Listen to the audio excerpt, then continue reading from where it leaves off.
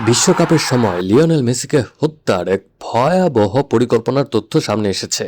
পুলিশের প্রতিবেদনে বলা হয়েছে, সন্ত্রাসীরা বন্দুক ও বোমা নিয়ে স্টেডিয়ামে ঢোকার ছক করেছিল। যুক্তরাষ্ট্রে অনুষ্ঠিত এই বিশ্বকাপে অনেক খেলোয়াড়কে হুমকি দেওয়া হয়েছে। এদের মধ্যে একজন ছিলেন ক্রিস্টিয়ানো রোনালদো। এক ব্যক্তিকে তার সঙ্গে লিফটে ঢোকার সময় গ্রেপ্তার করা হয়।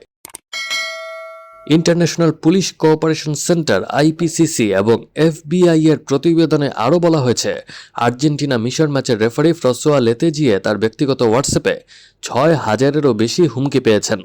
ফ্রান্সে থাকা তার পরিবারকেও পুলিশি নিরাপত্তা দিতে হয়েছে। স্পেনের সংবাদপত্র ইনফরমাসিয়ন.ইউএস এই নিরাপত্তা প্রতিবেদন প্রকাশ করেছে। জুলাইয়ের ৭ তারিখ আর্জেন্টিনা মিশর ম্যাচের আগে একজন সামাজিক যোগাযোগ মাধ্যম এক্সে লিখেছিল, আমি আটলান্টা স্টেডিয়ামে ঢুকব এবং শরীরে বাঁধা 4টি বোমা দিয়ে মেসিকে উড়িয়ে দেব।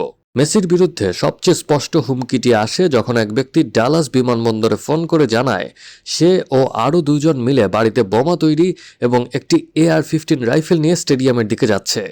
সে বলেছিল তারা 2 দলের পুলিশ ও খেলোয়াড়দের উপর হামলা চালাতে চায়, তবে সে বিশেষভাবে লিওনেল মেসির নাম উল্লেখ করে। এই প্রতিবেদন অনুযায়ী পুরো টুর্নামেন্টে সবচেয়ে বেশি হুমকি পেয়েছেন লিওনেল মেসি।